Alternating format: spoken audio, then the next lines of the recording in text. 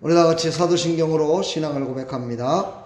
전능하사 천지를 만드신 하나님 아버지를 내가 믿사오며 그 외아들 우리 주 예수 그리스도를 믿사오니 이는 성령으로 잉태하사 동정녀 마리에게 나시고 본디오 빌라도에게 고난을 받사 십자가에 못 박혀 죽으시고 장사한 지 사흘 만에 죽은 자 가운데서 다시 살아나시며 하늘에 오르사 전능하신 하나님 우편에 앉아 계시다가 저리로서 산자와 죽은 자를 심판하러 오시리라. 성령을 믿사오며 거룩한 공회와 성도가 서로 교통하는 것과 죄를 사해 주시는 것과 몸이 다시 사는 것과 영원히 사는 것을 믿사옵나이다. 아멘. 아멘.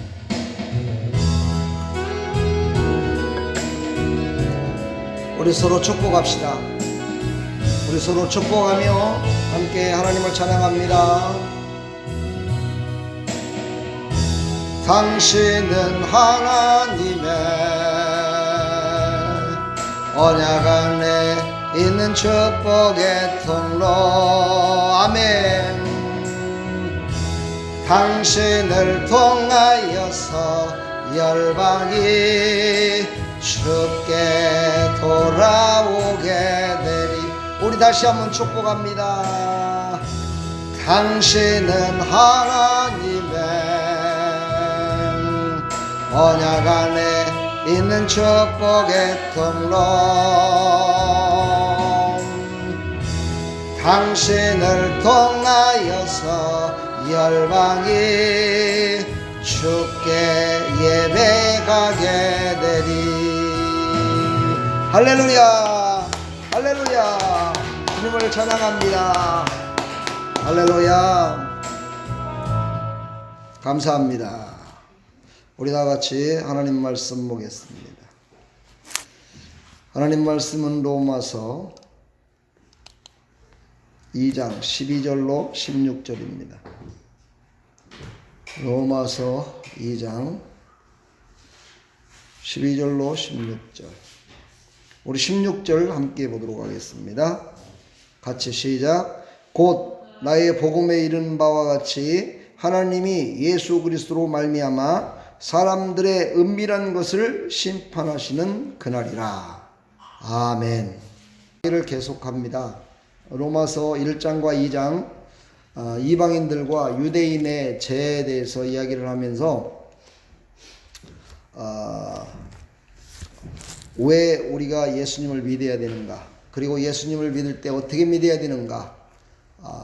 유대인들에게는 선민 사상을 가지고 예수님을 믿으면서 겉으로는 잘 믿는 것 같은데 그렇지 못하고 율법적인 사람들이 많았던 것 같아요. 그래서 오늘 이제 바울을 통해서 예수님을 믿는 아주 중요한 교리와 강령에 대해서 오늘 잠깐 얘기를 할까 합니다. 우리는 칼빈 신학을 믿는 개혁 신학이라고 그러죠. 그래서 예수교, 장로교, 합동 측은 바로 이 칼빈 신학을 기초로 한 신앙으로 우리가 신앙생활을 하는 겁니다. 물론 이것은 다 성경에서 나온 이야기지만은요, 침례교라든가 아니면 감리교라든가 성결교 이런 그 교단마다의 그 교리가 조금 틀리게 얘기를 하는 경우가 있습니다. 그런데 사실은 알고 보면 다 똑같이 그냥 예수 믿어 구원받아 천국 가는 겁니다. 근데 그것을 다만 어느 시점으로 어느 단계로 이것을 보느냐 시점에 따라서 조금씩 달라진 거죠. 어찌 보면 신학자들과 철학자들이 하나님의 말씀을 쪼개서 어떻게 하는 것이 하나님을 최고로 기쁘게 하는 그런 믿음으로 살아갈 수 있을 것인가에 대해서 말씀하고 있는 거예요. 그 중에서 최종적으로 바울 신학, 바울이 지금 여기서 오늘 얘기하는 내용들을 이제 쭉 이제 설명을 듣다 보면 칼빈 신학과 거의 비슷하구나 하는 것을 이제 깨닫게 돼요. 그래서 장로교는 바로 이 칼빈 신학의 기초를 둬서 우리가 신앙생활을 하는 것이다. 근데 그 칼빈 신학의 기초가 되는 게 뭐냐면은 칼빈 신학의 다섯 가지 교리와 다섯 가지의 강령이라고 하는 게 있어요. 그 다섯 가지의 교리, 솔라라고 얘기하는데 오직 성경. 그렇죠. 우리가 예수님을 믿는 거는요, 하나님을 믿는 거는 오직 성경에 기초를 둬야 된다. 이게 첫 번째. 두 번째, 오직 예수 그리스도. 오직 예수 그리스도. 세 번째, 오직 하나님의 전적인 은혜. 그 다음에 오직 믿음. 오직 하나님의 영광. 이게 바로 이 칼빈이 얘기하는 다섯 가지의 교리입니다. 우리 딱 맞죠, 그렇죠? 우리도 그렇게 믿고 있잖아요, 그렇죠? 오직 하나님의 말씀, 그렇죠? 우리는 오직 하나님의 말씀에 기초를 해서 우리는 신앙생활을 하는 거예요, 그렇죠? 이런 것들은 적어놓으면 참 좋습니다. 적어놓지 않으면 녹음이라도 해놓으면 참 좋아요. 첫 번째가 뭐라고 그랬어요? 오직 성경, 오직 하나님의 말씀이에요. 그 다음에 오직 예수 그리스도, 오직 은혜, 오직 믿음, 하나님의 영광. 이 다섯 가지입니다. 이 교리를 기초로 해서 신앙생활을 하는 거죠. 그 다음에 이 다섯 가지를 강령이 있어요. 강령.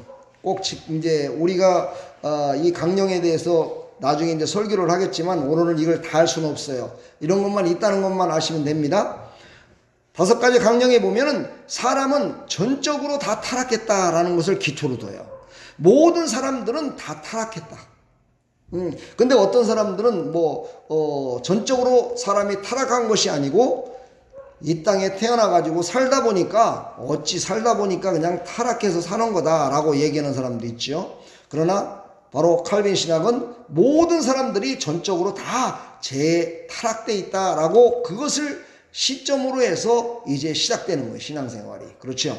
그 다음에 두 번째는 무조건적인 선택. 하나님이 그런데 선택을 하실 때 어떤 직업이라든가 학력이라든가 지식이라든가 철학이라든가 어떤 죄인이라든가 의로운 사람이라든가 이런 것들을 전혀 생각하지 않고 오직 하나님의 뜻대로 무조건적으로 선택을 했다. 예수 믿을 사람을 선택을 하신 거예요. 그 다음에 세 번째로가 제한적 속죄라는 거예요. 제한적 속죄라는 것은요, 그렇게 선택한 백성들 중에서 그들이 예수님을 믿고 안 믿고를 내 뜻대로 오는 것이 아니라 하나님의 뜻에 따라서 하나님께서 택한 자들에게만 하나님의 은혜가 임해서 예수 그리스도를 믿어 구원받는 것이다 라는 것이죠. 그래서 이거를 불가항력적인 은혜, 하나님의 은혜는 내가 받고 싶다고 해서 은혜를 받는 것이 아니고 하나님 앞에 간구함으로 말미암아 하나님이 주셔야 된다. 불가항력적인 은혜라는 거야. 그래서 우리는 그 불가항력적인 은혜가 앞에 우리는 하나님을 신뢰하며 나가야 된다는 거죠. 이게 바로 네 번째예요. 다섯 번째는 뭐냐면요, 성도의 견인이에요. 성도의 견인이라는 건 뭐냐면요, 모든 성도는 하나님이 이끌어 가신다. 우리의 모든 교회도 하나님이 이끌어 가신다. 예수 믿는 모든 사람들은 다 하나님이 이끌어 가시는 거다라고 얘기를 합니다. 거기에 우리 지금 교단에서 얘기하는 영화라는 게 있어요. 마지막으로 우리는 9가지를 얘기를 하는데 이를 세분해서 영화라는 게 있어요. 영화는 뭐예요? 우리가 천국에 이르는 거예요. 하나님의 인도하심을 따라서 그 길을 갔더니 예수를 믿게 되고 예수 믿어서 구원받아서 천국까지 가는 거. 할렐루야. 무슨 얘기인지 이해가 되시죠? 그래서 이 로마서는요, 바로 이런 교리, 지금 이야기하는 이 칼빈 신학의 교리의 그러니까 칼빈이 이 로마서의 기초를 두어서 이 신학을 정립했다는 것을 지금 얘기하고 싶어서 제가 말씀을 드리는 겁니다. 그러니까 이 로마서를 잘 보게 되면은 또 말씀을 듣다 보면은 내가 예수님을 믿는다고 그러지만 이거 내가 좀 잘못 믿었던 것이 있었구나. 이렇게 믿는 게 맞는 거구나. 이걸 이제 깨닫게 된다는 거죠. 물론 거기에는요, 목사들의 설교에 따라서 조금은 달라질 수도 있겠죠. 그러나 저는 워낙에 직구를 잘 던지는 사람이니까 아마 잘못 가르치지는 않을 거다 생각이 돼요. 그렇지만 또 잘못 가르칠 수도 있어요. 그때는 여러분들이 말씀을 기초로, 그렇죠, 성경을 기초로 해서 다시 한번 목사님이 설교하신 게 맞는지 안 맞는지, 그리고 이것이 진짜 하나님이 주신 말씀인지를 더욱더 깊이 생각하면 좋겠습니다. 그런 하나님의 은혜가 임하기를 간절히 축복합니다. 오늘 말씀, 저번 주의 말씀 가운데 마지막으로 하나님께서는 외모로 사람을 취하지 아니하심이라 이렇게 말씀이 끝났습니다.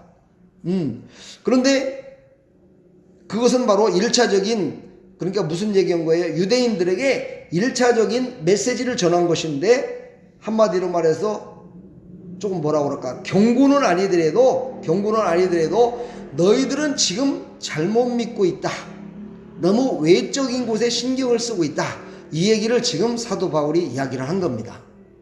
이제 오늘 본문부터는요, 유대인들이 굉장히 신봉하고 있고 자신들은 선택받은 백성이고 정말 율법에 관해서는 누구보다도 더 많이 알고 있다. 그러므로 우리가 이 율법으로 말미암아 우리는 하나님의 택한 백성이요 하나님의 뜻을 이루는 백성으로 살아가고 있다라고 자신감을 갖고 살아가는 유대인들에게 사도 바울이 율법으로 사는 것은 그것은 하나님의 의에 이르지 못한다, 이것을 지금 말씀하고 있는 거예요. 하나님의 의는 무엇이냐? 과연 하나님의 의가 무엇이길래 율법적으로 살면 안 되냐 이거죠. 율법대로 다 살면 되겠죠. 그렇지만 율법적으로 다 살 수가 없다는 거예요. 그래서 아까 칼빈도 얘기했지만 하나님의 은혜가 아니면 그 일들을 다 하면서 살 수가 없는 게 바로 사람이라는 거죠. 그리고 그것을 하지 못했을 때 그 죄로 말미암아 정죄함을 우리에게 줘서 우리를 어떻게 해요? 예수님을 제대로 못 믿게 하고 정죄함에 빠지게 하는 게 사단이 하는 일이잖아요. 그런 정죄함에 빠지지 않으려면 하나님의 은혜 가운데 믿음으로 붙들려야 된다, 이것을 지금 얘기하고 있는 겁니다. 많은 사람들이요, 이 율법은 지켜두고만 안 지켜두고만이라고 얘기하는 사람도 있어요. 절대 그렇지 않습니다. 율법은요 꼭 지켜야 될 거예요. 율법은 하나님께서 말씀하신 거기 때문에 꼭 지켜야 되는데, 그 지키는 것을 내 힘으로 나를 드러내기 위해서, 남을 정죄하기 위해서, 남을 가르치기 위해서 이 율법을 내가 행하며 살아가는 것은 하나님과는 전혀 관계가 없어진다, 이걸 지금 얘기하고 있는 거예요. 그러므로 우리는 내 맘대로 내 힘으로 내 뜻대로 믿는 것은 그건 잘못된 거라는 거죠.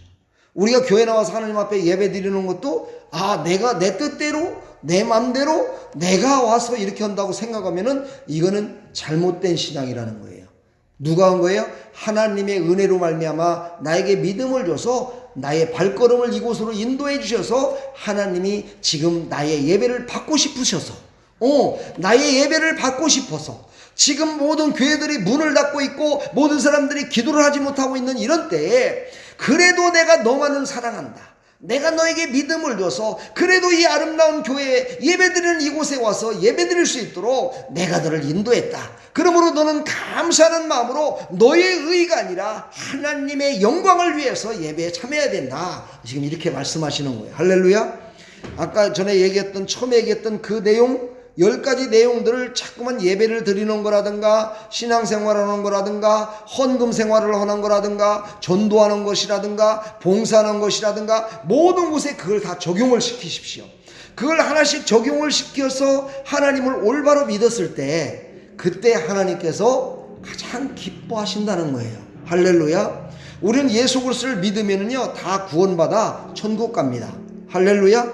근데 그 예수 그리스도를 내가 믿는 게 아니고 나를 믿게 하신 그분이 믿음을 주셔서 믿는다는 것을 믿어야 된다는 거야. 할렐루야. 나는 예수님 믿습니다, 난 교회 다닙니다, 난 장로입니다, 나는 목사입니다, 이런 사람은 구원받지 못할 확률도 있다는 거야. 그 사람은 완전한 믿음을 가진 게 아니라는 거예요. 겸손한 모습으로 나를 믿게 하신 것도 하나님, 그렇지요, 나를 갖다 죄에서 용서하신 것도 그 하나님, 그 하나님께서 예수 그리스도를 이 땅에 보내서 그분을 믿음으로 말미암아 내가 이렇게 섰다라는 것을 믿고 겸손하게 하나님을 섬기는 사람, 이 사람이 진짜 믿음의 사람이다 라고 지금 사도 바울은 계속해서 얘기를 하고 있는 겁니다. 그러나 우리가 처음부터 그렇게 될 수 있나요? 그렇게 안 되잖아요. 그렇게 안 되기 때문에 먼저 신앙생활을 시작했고 신학을 알고 말씀을 알고 있는 바로 목사들을 통해서 말씀이 선포되고 그 말씀을 통해서 사람들이 또 경험을 하게 되고 적용을 해서 하나님의 살아계심을 나타내서 그것을 또 많은 사람들에게 간증도 하고 그걸 보면서 믿음이 자라나는 것이죠. 그걸 보면서 하나님이 너는 이제는 됐다, 그래 믿음 한 단계 또 믿음을 또 주시는 거예요. 할렐루야. 우리는 그런 믿음으로 승리하며 살아가기를 축복합니다. 그렇다면 여기서 말하는 율법이란 무엇이냐? 율법이 뭐냐? 히브리어로는 토라라고 합니다. 근데 헬라어로는요, 노모스라고 그래요. 이 노모스라는 것은요, 가르침이라는 뜻을 갖고 있어요. 율법은 가르침이에요. 규범을 뜻해요. 법령을 뜻해요. 이거는요, 신학적으로, 성경적으로 다 풀어 이야기할 수는 없는 그런 아주 오묘하고 정말 뭐라고 할까요? 이 율법에 대해서만 얘기를 하더라도 맨날 몇 밤을 세워서 여러 사람이 앉아서 얘기를 해도 해답이 안 나오는 게 율법입니다. 근데 딱 한마디로 해답이 나올 수 있는 방법은 딱 있어요. 뭐냐면요, 율법은 하나님의 사랑이다. 하나님이 우리를 사랑하셨기에 구원받은 백성들이 살아가는 규범을 우리에게 알려주신 것이다. 그것을 하나님이 주시는 은혜 가운데 믿음으로 순종하며 나가는 것이다. 이렇게 결론을 지면은 뭐 그렇게 틀리지 않습니다. 그래서 율법은 바로 행위법이라고 얘기를 하죠. 그래서 율법은 우리가 믿음으로 사는 사람들이 어떻게 행동을 하느냐, 선한 일을 어떻게 하느냐, 어떻게 도와줘야 되느냐, 어떻게 하나님을 믿어야 되느냐, 어떻게 기도를 해야 되느냐, 이런 것들을 하나하나 가르친 것이 바로 율법입니다. 근데 아십니까?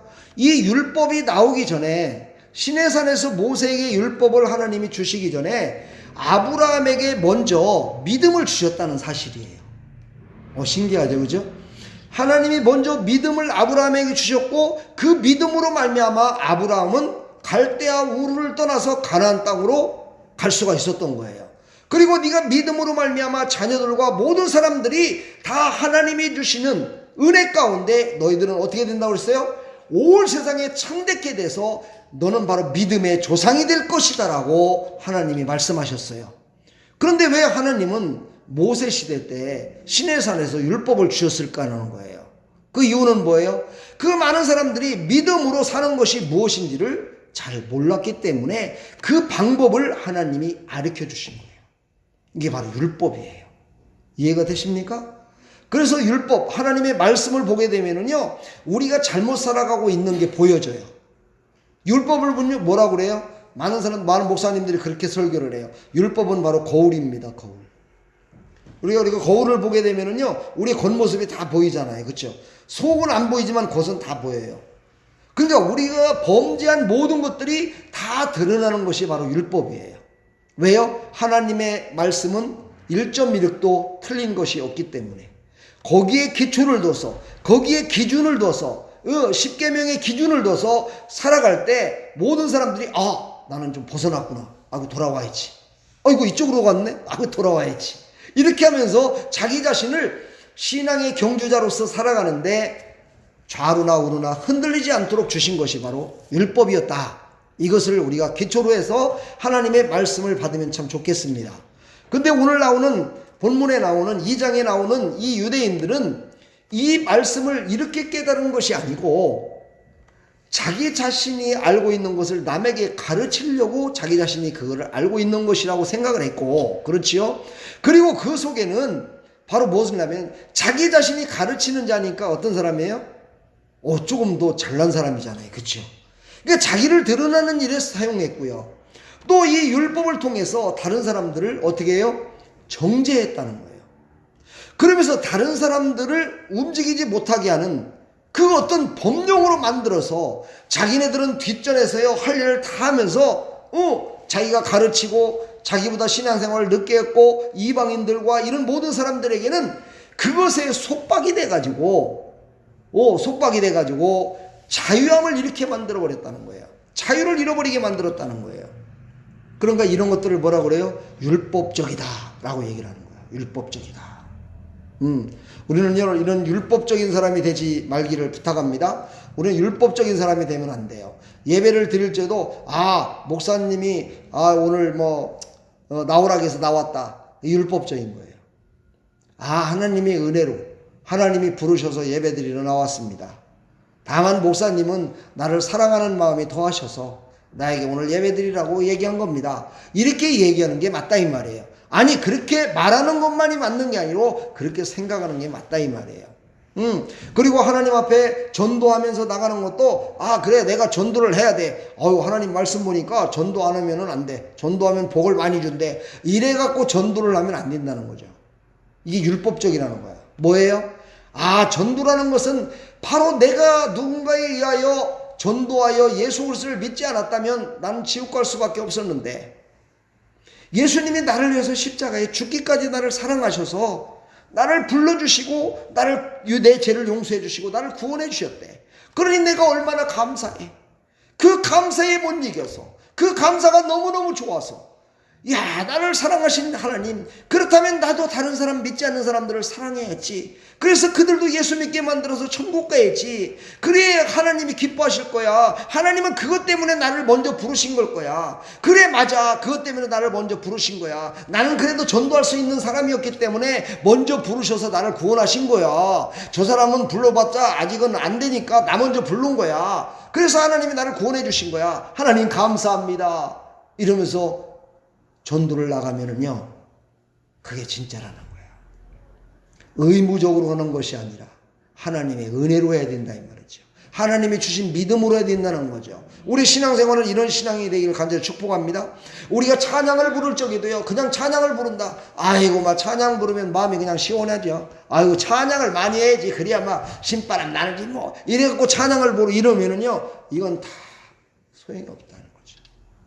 찬양은 뭐예요? 하나님이 인간을 지으신 목적이 사람을 통해서 찬양을 받으시기 위해서 인간을 지으셨다 이거야. 이거 얼마나 놀라운 일이에요. 티끌만치도 못한 우리 인간을 통해서 하나님이 찬양을 받으시기 위해서 우리를 이 땅에 보내주셨다는 거야. 그러니 하나님을 찬양할 수밖에. 근데 그 찬양을 하게 되면 어떻게 되느냐? 하나님을 기쁘시게 하니까 원수마귀가 떠나더라 이 말이죠. 내 마음에 기쁨이 오더라 이거죠. 할렐루야. 이게 바뀌어서는 안 된다 이 말이에요. 이것을 바뀌어서 하는 것이 뭐예요? 율법적이라는 거예요. 율법적. 하나님 앞에 드려지는 헌금도 마찬가지예요. 얼마나 여러분 힘듭니까? 직장 생활하면서 돈 벌어갖고 하나님 앞에 드린다고 11조 내죠. 감사헌금 내죠. 주정헌금 내죠. 어떤 때는 또 뭐 선교헌금 막 드리죠. 이렇게 하려면 얼마나 힘들어요. 아까워서 못 드려요. 아깝다고 생각하면. 그러나 하나님이 만약에 그거를 드릴 수 있도록 허락하시지 않았다면, 나에게 건강을 주지 않았다면, 나에게 직장을 주지 않았다면 내가 어떻게 그것을 드릴 수가 있겠어요? 그러니까 그런 모든 것들을 감사함으로 드리라는 거야. 억지로 드리지 말고, 억지로 이것은 꼭 해야 한다는 것이 아니라 감사함으로 하나님이 주신 거 하나님께 드리겠습니다. 우리가 율법을 어기면 안 되잖아요. 그렇죠? 율법은 지켜야 되는 거예요. 하나님의 은혜가 임했을 때 그걸 지키며 나가는 거예요. 제가 전도사 시절에 또 초창기 목사 시절에 그런 얘기를 했어요. 당신의 믿음이 아직은 교회를 나오는데 힘들어가지고, 아니면은 또 하나님 앞에 봉사하는 게 힘들어가지고 못하는데, 목사님이 허락을 해서 억지로 하지 말아라. 그 억지로 하면은 당신 육신만 힘들어진다.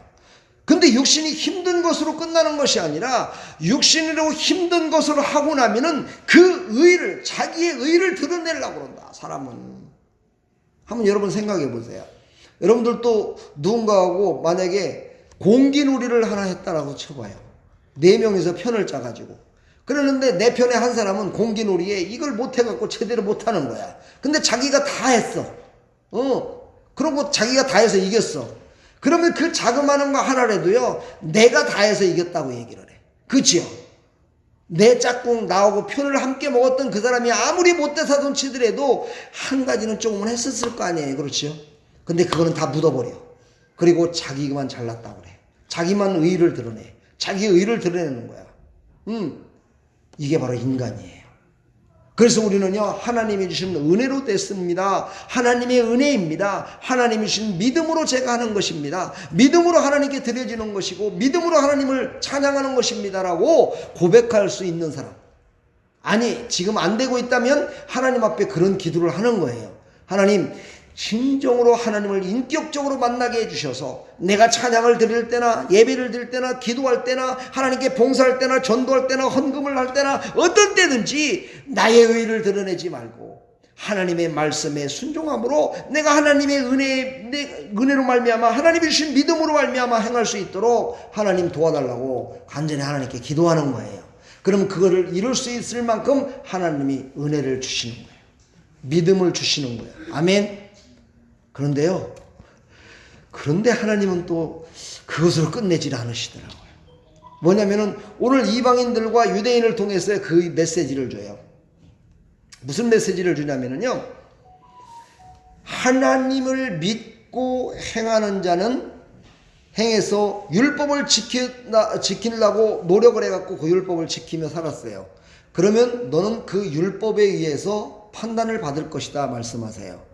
근데 하나님을 믿는 백성들 뿐만이 아니고 하나님을 믿지 않는 사람들도 마찬가지로 그 율법의 행위에 따라서 선한 것을 계속해서 살아가면은 하나님이 기뻐하실 거다라고, 아니 누군가를 기쁘게 할 거라고 살았다고 생각을 해봐요.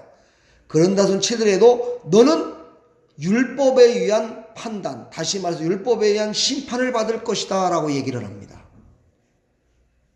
무서운 말이죠. 이건 무서운 말입니다. 그러니까 우리가 행함을 할 적에요, 거기에 믿음이 빠져버리면, 믿음으로 하는 그 하나님이 주신 믿음으로 하는 게 빠져버리면 하나님을 믿는 백성이든 믿지 않는 백성이든 아무리 선한 일을 한다 손 치더라도 그는 심판대 앞에 선다는 거야. 이것을 지금 사도 바울은 강력하게 얘기를 하는 겁니다. 오늘 우리가 읽었던 16절이 바로 그겁니다. 16절이 뭐라고 했어요? 사람들의 은밀한 것을 심판하시는 그날이라. 마지막 날에 바로 그걸 심판하시겠다는 거예요, 하나님께서. 자, 인간의 어떤 의도, 구원에 이르지 못한 것을 우리에게 알게 하려 하십니다. 그렇죠. 우리의 의로는 구원을 받지 못한다는 것을 확실히 알려주시기 위해서 바로 율법으로서는 아무것도 할 수 없다라고 사도 바울이 단호하게 말을 하는 거예요. 율법과 뭐가 있어야 돼요? 믿음이 있어야 돼요. 그래서 복음이라고 그러죠. 그 전체를. 바로 율법과 복음. 나중에 제가 또 이걸 설교를 하겠지만 이 율법과 복음, 이것도요, 뗄래 뗄 수가 없어요. 하나라는 거예요. 그 모든 것들이. 할렐루야. 이 모든 것들은요, 좀 전에 얘기했듯이 하나님을 믿는 유대인이나 이방인이나 율법적으로 살아가는 사람은요, 동일하게 어떻게 된다고요? 나중에 가서 하나님께서 심판하신다는 거예요. 우리는 이런 심판대에 서는 자가 아니라 어떤 사람이 돼야 돼요? 하나님을 기쁘시게 해서 사랑하는 아들아 사랑하는 딸아 다 내게로 오라 해서 하나님과 함께 영원한 만찬을 즐기는 나와 여러분들이 다 되기를 간절히 축복합니다. 아멘. 이제 본문으로 들어갑니다. 본문 로마서 2장 12절. 무릇 율법 없이 범죄한 자는 또한 율법 없이 망하고 무릇 율법이 있고 범죄한 자는 율법으로 말미암아 심판을 받으리라 그랬어요. 그러면은요, 도대체 이 말이 무슨 말이에요? 여기에 뭐가 지금 빠진 거죠? 여기 지금 뭐가 빠진 거예요? 좀 전에 제가 얘기했죠, 서두에 믿음이 빠졌잖아요. 믿음으로 하기 때문에 그것은요, 의에 이르지 못하는 거예요. 믿음으로 하지 않기 때문에, 믿음으로 해야 되는데 믿음으로 하지 않기 때문에 의에 이르지 못하는 거예요.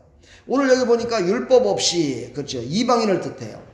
율법 없이 살아가는 사람이 바로 이방인을 뜻해요. 그렇죠? 범죄한 것은 하말타오라는 말인데 관역을 마치지 못하고 빗나갔다라는 뜻이에요. 활을 팡 쏘면은요, 활을 쐈는데 관역에 맞지 않고 그게 빗나가 버렸어요, 옆으로. 그러니까 하나님과 코드가 이렇게 딱 맞아야 되는데, 내가 주여 그러면 오냐 이렇게 딱딱 맞아야 되는데, 나는 주여 그러면 왜 그러냐 어딨어 이렇게 되면 관역이 틀린 거야. 어떤 사람이 그렇다는 거예요?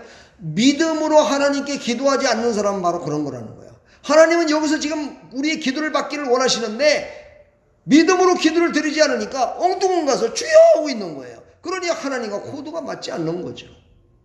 아무런 소용이 없다는 거야. 이게 바로 범죄한 거라는 거예요. 믿음으로 하지 않은. 그래서 바로 이 신약시대는요, 믿음으로 하지 않은, 구약시대는 율법적으로다가 따라서 하지 않으면 죄라고 그랬는데 바로 뭐라고 그래요? 신약시대는 믿음으로 하지 않은 모든 것들이 다 죄라고 얘기를 하는 거예요. 그래서 우리에게 믿음을 주신 그대로 율법을 쫓아 살아가는 거죠. 하나님의 말씀을 쫓아 살아가는 것이죠. 그것이 진정한 믿음의 길이다라고 오늘 말씀을 하고 계시는 거예요. 아멘. 오늘 망한다는 것은요, 완전히 파괴된다는 걸 뜻하는 거고요. 그렇죠? 심판이라는 것은요, 완전히 조각나게 부셔서 나눠버린다는 뜻이에요. 그러니까는요, 좀 대단히 무서운 말이죠. 그렇죠? 예, 망한다는 게 뭐라고 그랬어요? 완전히 파괴되는 거예요. 부서져 버리는 거예요. 심판이 뭐라고요? 완전히 조각내서 깨져버리는 거예요. 그게 두 가지 똑같은 거예요. 그렇죠? 망하는 거나 심판하는 거나 똑같아요. 그래서 어떤 사람이 망해요? 하나님을 믿지 않는 사람은 망해버린다고 말을 했고요. 하나님을 믿었던 사람들은 율법을 쫓아 살아가면은 그들은 심판대 앞에 선다고 그랬어요. 심판을 받는다고 그랬어요. 사랑하는 여러분, 우리는요, 이방인이나 하나님을 믿는 백성들이나 하나님께서는 동일하게 심판하시는 하나님이심을 절대 우리는 잊지 마시기를 간절히 부탁드립니다. 많은 사람들이 그런 얘기를 하죠. 나는 하나님을 믿었기 때문에 심판대 앞에 섰을 때에도 나는 하나님의 자녀였었기 때문에 나는 하나님의 자녀니까 나는 그런 심판 안 받아. 그렇게 말하는 사람은 어찌 보면 하나님의 자녀가 아닐 수도 있어요. 왜냐하면 자기의 의를 드러내기 때문에.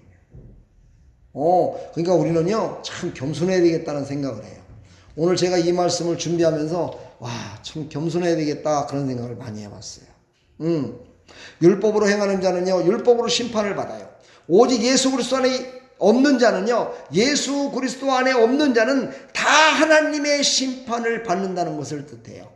예수 그리스도 안에 있다는 것은 무엇을 뜻하는 거예요? 예수 그리스도를 영접하고 예수 그리스도가 내 안에 있음을 말해요. 할렐루야. 이번 주일날 이제 그 설교를 제가 준비했는데 요한복음 15장이 또 이거 같이 딱 연결이 되더라고요.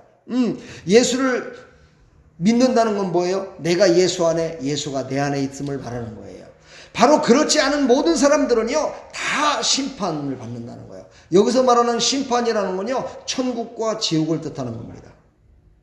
여기서 심판, 지금 얘기하는 이 심판은요, 어떤 상급을 받는 심판을 얘기하는 것이 아니고 천국과 지옥에 대한 걸 심판을 얘기하고 있는 거예요. 우리는요, 천국과 지옥이 앞에 있을 때 믿음으로 살지 않은 사람은 100% 그 사람은 다 어떻게 돼요? 심판받아 지옥에 간다는 사실을 오늘 사도 바울이 확실하게 말씀을 하고 있는 거예요. 너희들이 아무리 선한 일을 많이 하고 의로운 일을 많이 했다 손 치더라도 그것은 믿음이 없이 했다면 그건 아무런 의의가 없는 것이다. 하나님과는 전혀 관계가 없는 것이다 라고 오늘 말씀하고 있습니다. 그러면서 마지막 심판 앞에 누구든지 잘못한 게 없는데요, 나는 잘못한 게 없어요, 이렇게 말할 수 없게끔 만들기 위해서 하나님은 믿는 자들이든 믿지 않는 자들이든 모두에게 동일한 심판을 내리겠다고 말씀하신 거라는 거야. 신명기 27장 26절을 보면은요, 율법의 말씀을 실행하지 아니하는 자는 저주를 받을 것이라 할 것이요 모든 백성은 아멘 할지니라 그랬어요. 그러니까 율법은요, 가르치는 것도 있지만 가르치는 것으로 끝나는 게 아니라 그것을 실행해야 되는데 그 실행을 다 어떻게 하냐 이 말이에요. 할 수가 없어요. 그래서 우리는 예수 안에서 예수님께서 주신 믿음대로 행해야 되는 거야. 믿음대로 살아야 된다는 거야. 우리는요, 아는 것이 중요한 게 아니라 내가 믿음으로 어떻게 행하느냐가 중요해. 아멘. 요한복음 15장 22절을 보면은요, 내가 와서 그들에게 말하지 아니하였더라면 죄가 없었으려니와, 이번 주에 이 말씀이 꼭 전해질 거예요. 말하지 아니하였으려니와 죄가 없었으려니와 지금은 그 죄를 핑계할 수 없느니라. 이건 예수님이 직접 하신 말씀이에요. 예수님이 이 땅에 오셔서 예수 믿어 구원받는 것이 그게 진리다라고 가르쳐 줬는데, 그것을 가르치기 전까지만 해도 예수님을 안 믿었던 사람이라면 그래도 어느 정도 핑계거리가 있는데, 이제 예수님이 오시고 나서 예수 그리스도를 믿지 않으면 너희들은 지옥 간다라고 이제 예수님이 알려주셨기 때문에 그 이후에 태어난 모든 사람들은 핑계거리가 없다는 거야. 그럼 우리 언제 태어난 거예요? 우리 언제 태어났어요? 예수님이 오시기 전에 태어났어요? 예수님 오시고 나서 태어났어요? 예수님이 오신 다음에 태어났으니까요, 우리는 나중에 가서 나는 모르겠는데요, 나는 잘못한 게 없는데요, 이런 소리 못한다는 거야. 이게 예수님이 직접 하신 말씀이에요. 그러니까 우리는요, 하나님의 말씀을 예수 믿는 사람들은 많이 봐야 돼요. 나중에 가서 하나님 앞에 섰을 때, 야, 너 왜 그렇게 예수님을 그렇게 믿었냐 했을 때, 아이고, 저는요, 설교를 한 번도 안 들어봤는데요. 우리 목사님한테 그런 설교 한 번도 안 들었어요, 저는요. 그래갖고 저는 몰랐어요. 안 통한다는 거야, 그게. 왜 안 통해? 아, 니네가 봐야지. 보고서 그걸 해야지. 목사님이 설교 안 했다고 그걸 나는 못 들었는데 그게 안 통한다는 거야. 여러분들 이번 올해 한 해도 성경 일독 꼭 하시길 바랍니다. 이제 내가 한번 보겠어요. 또 성경 일독 안 하면 우리 또 성경 일독하는 책 있잖아요. 그거 또 할 거야 또. 어쩔 수 없어. 뭐 안 하면은 해야 돼. 어떻게 해요. 스스로 해야지. 그렇죠? 13절.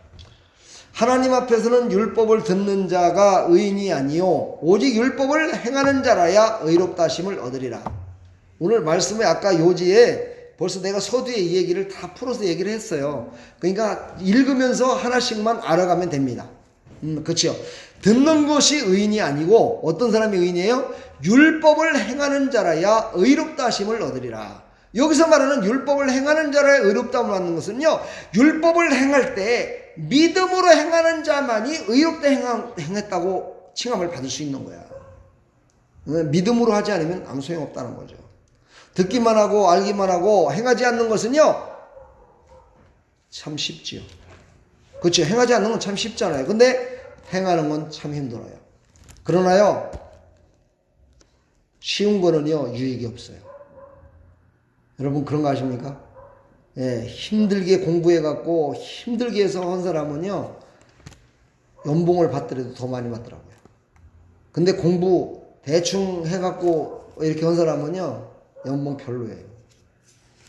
예, 우리는요, 하나님 앞에나 이 세상에 살아가는 동안에 어떻게 해요? 좀 힘든 것도 열심을 다해야 돼요. 우리 신앙생활도 정말 힘들게 신앙생활을 하는 사람은요, 그때에는 복을 못 받더라도 나중에 그 자녀도 대대손손 복을 받더라고요. 여러분이 먼저 복을 받으시길 바랍니다. 아멘. 그래야 뭐 힘이 나겠죠, 그죠? 자, 우리는요, 이제 심판을 면하는 방법을 알아야 될 거 아니에요. 그렇죠? 근데 구약 시절에는 뭐라고 그랬냐면 무조건 준행하라고 그랬어요. 신명기 4장 1절에도 보면은요, 규례와 법들을 듣고 준행하라. 그리하면 너희가 살 것이요. 이렇게 얘기했고요. 신명기 5장 1절에도 보니까는요, 너희는 그것을 배우며 지켜 행하라. 그래야 너희들이 살 것이다라고 얘기했고요. 신명기 6장 3절에도 보면은요, 너희들은 듣고 그것을 행하라. 그리하면 내가 복을 받고 내 조상들과 하나님 여호와께서 내게 허락하신 젖과 구리를 흐르는 땅으로 들어가서 너희들은 크게 번성하리라고 이렇게 계속해서 얘기를 했어요. 그랬는데 여러분, 구약시대에 살았던 다윗이라는 사람이요, 고백한 내용을 보면은요, 이렇게 복을 받는다고 선포는 했지만 그것이 얼마나 힘들고 어려웠는가를 알 수가 있어요. 시편 143편 2절에 보면은요, 이렇게 고백을 했어요. 다윗이 주의 종에게 심판을 행하지 마소서. 주의 눈앞에는 의로운 인생이 하나도 없나이다 그랬어요. 그러니까 그렇게 하면 복을 받는다는 건 많이 아는데도요, 할 수가 없었어요. 우리의 인생들은 그것을 다 하며 살 수가 없었어요. 그것을 하며 살아가는 사람이 하나도 없었어요. 예, 여기서 말하는요, 복이라는 개념을 갖다가 다시 한번 우리는 돈으로, 눈에 보이는 것으로 생각하지 말고, 여기서 말하는 복이라는 개념을 어떻게 생각했냐면은, 우리는 예수 그리스도를 복의 근원이라고 생각을 해야 돼요. 그러니까 예수 그리스도가 그때는 오시지 않았기 때문에 모든 사람들이요, 복을 다 받을 수가 없었어요. 행할 수도 없었을 뿐더러 하나님의 은혜로 말미암아 모든 사람들이 하나님의 말씀을 행하면 복을 다 주시겠다고는 말씀을 하셨지만은 그 일로 인해서 행함으로 말미암아 복을 받을 사람들이 별로 많지가 않았었다는 거야. 그래서 그 중에 구약 시대에 보면은 믿음의 사람으로 살았던 사람들이 있잖아요. 아브라함, 이삭, 야곱, 그 외 사람들 많이 해요. 뭐 다니엘도 있고요, 에레미야 선지자, 이사야 선지자, 이런 모든 사람들이 있는데, 그런 사람들도요, 우리가 볼 적에는요, 지금 이 신약에 살고 있는, 우리가 자유함을 누리며 살아가고 있는, 이 복을 받아 누리며 살아가고 있는 그거에 비하면은 정말 많이 떨어지는 그런 신앙의 삶을 살았던 모습을 우리가 볼 수가 있어요. 근데 그분들은요, 더 믿음이 좋았었어요. 우리보다요. 우리는요, 예수님이 이 땅에 오셔서 우리의 모든 죄를 다 덮어주시고, 다 사해주시고, 용서해주시고, 이제는 너희들은 하나님의 자녀다, 너는 나의 아들이다라고 칭함까지 해주셨잖아요. 그런 말씀이 여기 선포됐잖아요. 근데 구약시대에는 그런 게 없었잖아요. 그죠? 소수의 사람들에게 알려주셨잖아요. 성령으로. 지금은 모든 사람들에게 성령으로 알려주고 계시잖아요. 그러니 우리는 얼마나 복받은 사람들이에요? 축복의 사람들이죠? 아멘이죠? 예, 우리는 정말 복받은 사람들이에요. 그러니까 우리 이 시대를 살아가는 우리는요, 이 다윗의 고백, 얼마나 다윗도 얼마나 믿음으로 살았던 사람이에요. 그럼에도 불구하고 그는 왕이었고요, 그는요, 정말 없는 것이 없을 정도로 다 갖고 누리는 그런 사람이었어요. 우리가 지금 생각할 때 그 사람은요, 복을 다 받은 것 같아요. 그럼에도 불구하고 그의 영적인 상태는요, 갈급했었다는 것을 말할 수 있어요. 정말 다윗은 그래서 하나님이 기뻐하셨던 것 같아요. 할렐루야죠. 그러면서 에스겔서에 보니까 그들이 한 선지자가 자기 가운데에 있었음을 알리라, 이렇게 이제 마치는 말씀이 나와요. 에스겔서 33장 32절로 33절에 보면 한 선지자가 그 가운데 서서 있었음을 너희들이 알 것이다, 이렇게 얘기를 해요. 에스겔 선지자가. 이 말은 뭐냐면은 성령의 감동을 받은 자만이 너희들이 지금 살고 있는 인생이 끝이 아니고 먼 훗날에 오실 선지자 되시는, 메시아 되시는 그 예수님이 우리 앞에 서셔서 너희들을 인도해 주실 것을 그때사 너희들이 깨달을 것이다. 지금은 깨닫지 못할 것이다. 이걸 지금 얘기하고 있어요. 그러니 구약시대를 살았던, 그 율법시대에 살았던 그 많은 사람들이 얼마나 갈급하며 살았겠냐고요. 얼마나 메시아를 앙망하며 살았겠냐고요. 얼마나 그 메시아를 오기를 기다리면서 나는 그 복을 다 받겠다라고 얼마나 갈급하며 살았겠냐고요. 근데 지금은 우리는 뭐예요? 예수님도 오셨어요. 성령님도 오셨어요. 우리는 그냥 기도만 하면 하나님이 다 응답을 주시고요. 우리는요, 우리의 신음까지도 하나님이 다 들으셔요. 우리가 말하는 모든 것들을 하나님은 들으시고 그것을 다 구하는 대로 다 이루어 주셔요. 할렐루야. 예, 이번 주일날 설교가 그런 내용이에요. 내가 너희 안에 있으니 너희들은 구하는 모든 것들을 내 이름으로 구해라. 그러면 내가 너에게 다 주실 것이다. 이거예요. 우리는 이 얼마나 지금 복된 삶을 살아가고 있는지 몰라요. 그러면서 우리는 그것을 고백하며 살고 있습니까? 그것을 고백하며 우리는 정말 그 하나님 말씀대로 순종하며 살고 있습니까? 아니더라는 거예요. 이게 인간이에요. 인간은요, 전쟁통에서도 결혼해서 애 낳고 살아요. 신기하죠. 전쟁 중에 다른 사람 다 죽어가고 있고 막 총이 막 날아다니고 포탄이 날아가는데도 결혼해서 애 낳고 또 살아요. 그렇죠? 그런데요, 지금은 못 돼요. 지금은요, 결혼해서 애 낳고 살라고 맘만 먹으면은요, 얼마든지 결혼할 수 있는데요, 결혼을 안 하려고 그래요. 하라는데도 안 해요. 할 조건이 됐는데도 안 해요. 참 이거 보면은요, 정말 인간들은 어찌할 수 없는, 하나님이 안 계시다면, 정말 예수 그리스도의 그 크신 은혜가 아니었다면은요, 인간들은 도대체 살 수 없는 존재였다는 것을 우리는 알 수 있어요. 이것을 칼빈이 뭐라고 그랬다고요? 인간은 다 죄인이다. 전적 타락을 했다라고 보는 거야, 이게. 우리는 지금 다요, 죄한테 타락된 거야.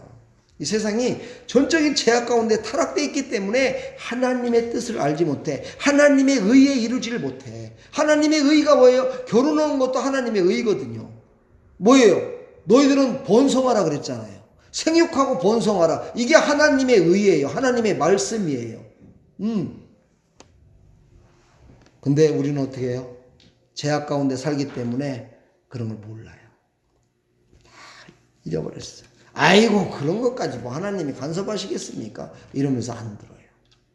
여러분, 우리는요, 지금도 돌아오라 말씀하십니다. 돌아와라. 나의 품으로 돌아와라. 믿음으로 돌아와라. 예수 안으로 들어오라. 너의 힘으로는 안 된다. 오직 내가 너희들을 도와줘야 된다. 바로 내가 너희와 함께해야 그 모든 일들을 이길 수 있다라고 지금도 그에게 막 돌아오라고 말씀하세요. 세상의 모든 사람들에게도 돌아오라 말씀하세요. 우리에게는 하나님의 말씀으로 돌아오라고 말씀하시고요. 세상 모든 사람들에게는요, 눈에 보여지는 자연적인 현상, 자연적인 계시를 통해서 하나님이 이런 분이시다라고 하나님 앞에 돌아오라고 지금 어찌 보면 이런 바이러스도 주셨는지도 몰라요. 근데요, 그럼에도 불구하고 사람들은 알지 못해요. 깨닫지 못해요. 참 사람이 얼마나 무지한지를 다시 한번 드러내는 거예요. 그러므로 여러분, 우리 사랑하는 우리 성도들은요, 하나님의 말씀도 받았죠? 세상도 지금 살아가고 있잖아요? 그럼 두 가지를 지금 다 알고 있잖아요. 할렐루야? 그럼에도 불구하고 하나님 앞에 돌아와 하나님을 찾지 않는다면 이게 얼마나 하나님 앞에 가증스러우며 하나님이 보시기에요 얼마나 마음이 아프시겠냐 이 말이야. 그렇죠? 너무 마음이 아파서 아멘도 안 하시는구나 다들. 너무너무 마음이 아프시겠죠? 그러나 여러분, 예수님만이 나의 나약함을 아십니다. 하나님만이 나의 모든 걸 아십니다. 왜냐하면 하나님이 나를 만드셨기 때문입니다. 하나님이 우리를 보고 계시기 때문입니다. 성령님이 우리와 함께 지금도 함께 하시기 때문입니다. 예수 그리스도를 영접한 모든 사람들의 안에는 하나님의 영이 지금 내 안에 계심을 여러분 믿으십니까? 그 하나님이 우리와 함께 계시기 때문에 우리의 형편과 사정, 우리의 모든 나약함, 우리의 부족함을 성령께서는 지금도 빨리 나에게 돌아오라고, 하나님께 돌아와서 나에게 간구하라고, 내가 너를 돕고 싶다라고 지금도 말씀하고 계시는데 우리가 그걸 다만 깨닫지 못하고 있을 뿐입니다. 우리의 이 모든 잘못된 행위를 우리는 하나님 앞에 회개함으로 말미암아서 하나님이 우리에게 주신 믿음을 가지고 육신의 힘으로 살라고, 육신의 힘으로 뭔가를 하려고 몸부림치지 말고 하나님이 주시는 은혜로 말미암아, 하나님이 주시는 믿음으로 말미암아, 성령께서 도우심으로 말미암아 그 일을 행함으로 하나님 앞에 영광 돌리는 하나님의 백성들이 다 되기를 간절히 축원합니다. 축복합니다.